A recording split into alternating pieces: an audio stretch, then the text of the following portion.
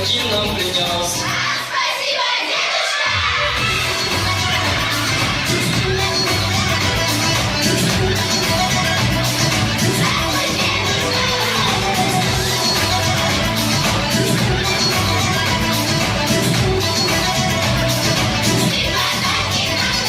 А до краев игры снова нальем, опять дедулю песенки споем.